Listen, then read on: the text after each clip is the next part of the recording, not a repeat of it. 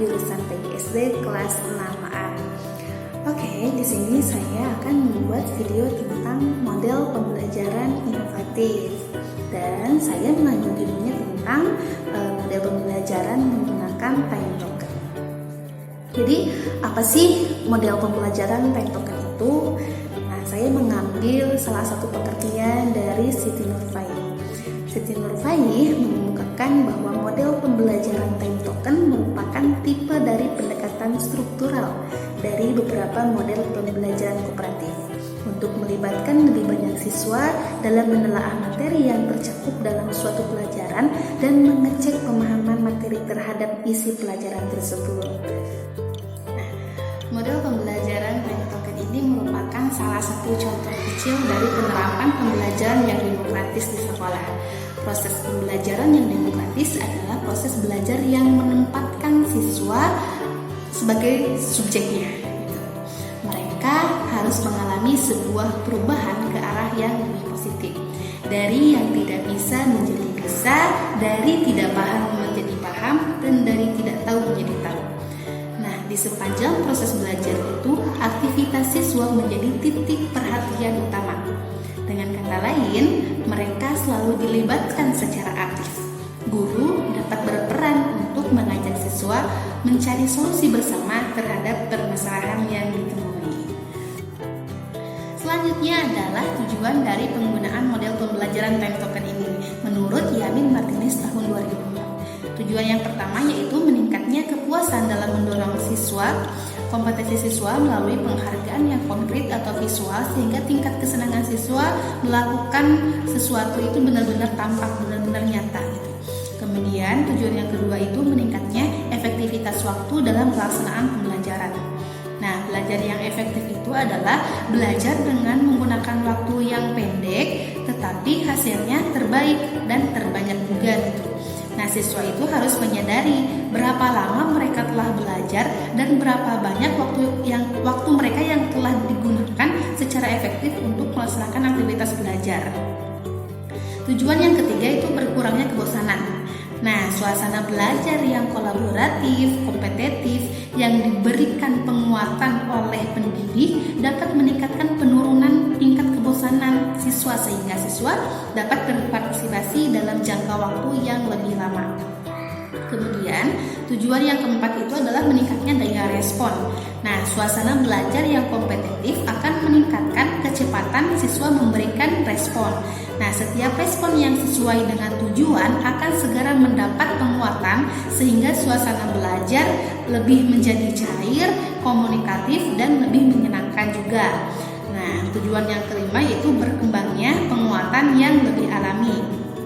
Nah, melalui pemberian penguatan yang tepat waktu dan disesuaikan dengan tingkat keberhasilan siswa atau setiap kelompok.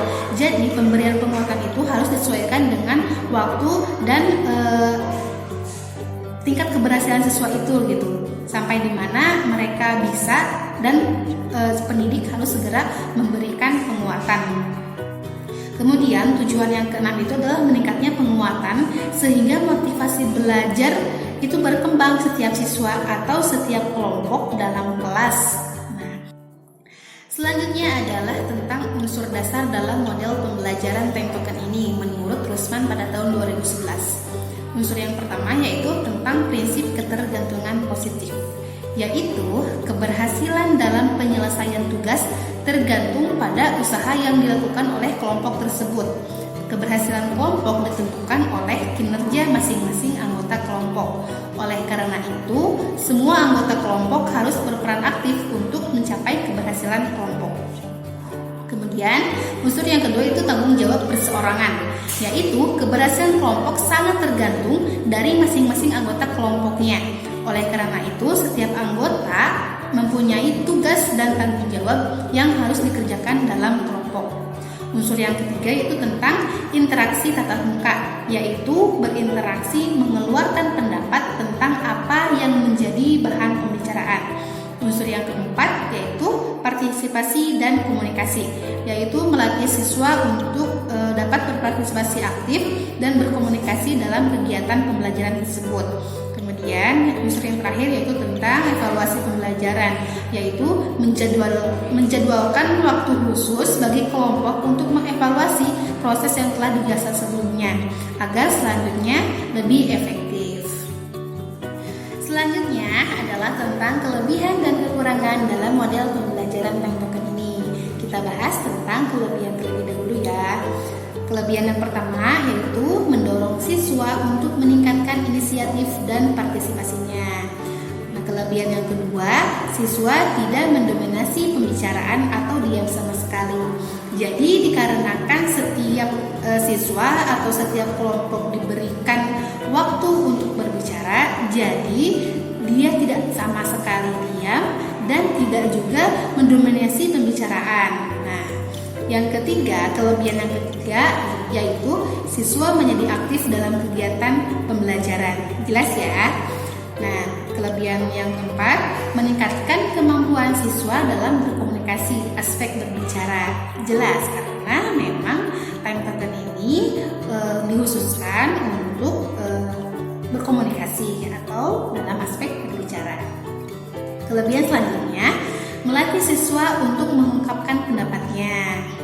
Selanjutnya, menumbuhkan kebiasaan pada siswa untuk saling mendengarkan, berbagi, memberikan masukan, dan keterbukaan terhadap kritik.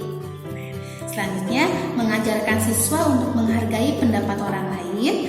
Selanjutnya, guru dapat berperan untuk mengajak siswa mencari solusi bersama terhadap permasalahan yang ditemui. Dan yang terakhir, tidak memerlukan banyak media pembelajaran. Selanjutnya tentang kekurangan model time token tersebut. Nah, kekurangan yang pertama yaitu hanya dapat digunakan untuk mata pelajaran tertentu saja. Jadi, tidak semua mata pelajaran bisa menggunakan time token ini. Hanya beberapa mata pelajaran saja yang dikira bisa menggunakannya. Kemudian, yang kedua, tidak bisa digunakan pada kelas yang jumlah siswanya banyak. Jadi sebenarnya time token ini bisa dilakukan oleh setiap orang tanpa ada anggota kelompok, tetapi harus dalam siswanya yang sedikit gitu. Jadi misal dalam satu kelas itu terdapat 15 siswa, jadi bisa perorangan pembelajaran time token ini. Tapi kalau misalnya dalam kelas tersebut jumlah siswanya banyak melebihi 20, nah itu harus dikelompokkan karena waktunya kalau misalnya perorangan tidak akan cukup, jadi harus dikelompokkan supaya waktunya lebih efektif. Kekurangan yang ketiga yaitu memerlukan banyak waktu untuk persiapan dan dalam proses pembelajaran karena semua siswa harus berbicara satu persatu sesuai jumlah kupon yang dimilikinya. Jadi itu ya harus dikelompokkan supaya mempersingkat waktu, mengefektifkan waktu, dan semua siswa setiap kelompoknya harus berbicara atau perwakilan kelompoknya harus berbicara. Selanjutnya yang terakhir, siswa yang aktif tidak bisa mendominasi dalam kegiatan pembelajaran. Ya jelas ya, karena memang semuanya rata gitu, semuanya mempunyai jumlah kupon yang ditentukan. Selanjutnya yang terakhir adalah tentang bagaimana langkah-langkah model pembelajaran time token ini.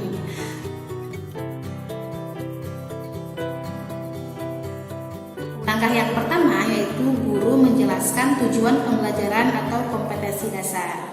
Jelas ya, setiap guru di awal pembelajaran harus menjelaskan apa sih tujuan pembelajaran atau kompetensi dasar yang akan dibelajarkan.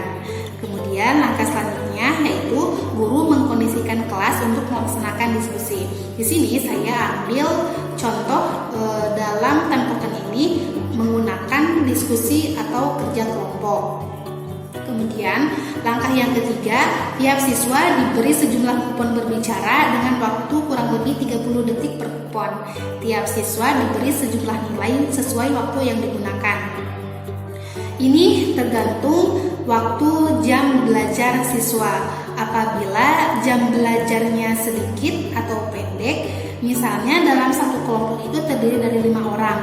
Jadi dalam satu kelompok itu tidak semua siswa mendapatkan kuponnya, melainkan dalam satu kelompok ini misalnya hanya diberi diberikan 3 kupon saja dalam satu kelompok. Setiap kelompoknya 3 kupon. Tetapi kalau misalnya waktu belajarnya lama, waktu belajarnya panjang, bisa saja dalam satu kelompok 5 orang tersebut masing-masing mendapatkan kupon berbicaranya, gitu ya. Kemudian dalam satu kupon itu mempunyai nilai tersendiri gitu. Nilai ini bisa ditentukan sendiri oleh gurunya gitu ya. Selanjutnya yang keempat yaitu bila telah selesai bicara, kupon yang dipegang siswa itu harus diserahkan. Setiap tampil berbicara 1 kupon. Nah, siswa dapat tampil lagi setelah bergiliran dengan siswa lainnya. Jadi setiap siswa hanya diberikan 1 kupon atau setiap kelompok hanya 3 kupon itu. Jadi ketika selesai berbicara, kupon yang diberikan itu, 1 kupon yang diberikan itu harus diserahkan kepada gurunya. Jadi tidak bisa digunakan lagi. Kemudian langkah yang kelima, siswa yang telah habis kuponnya tak boleh berbicara lagi. Siswa yang masih memegang kupon harus berbicara sampai semua kuponnya habis. Jadi kalau misalnya satu kuponnya itu sudah habis, ya tidak bisa digunakan lagi, kecuali kalau misalnya masih ada kupon lagi. Tetapi kupon yang ada itu harus digunakan oleh siswa yang belum berbicara gitu, belum menggunakan kupon tersebut gitu ya. Langkah selanjutnya demikian gitu ya, harus terus bergulir sampai semua kupon habis, sampai semua siswa berbicara gitu sesuai dengan kupon yang digunakannya. Nah, cukup sekian penjelasan dari saya tentang model pembelajaran inovatif menggunakan time token. Semoga bermanfaat dan bisa diterapkan dalam mengajar siswa SD. Nah, cukup sekian dari saya.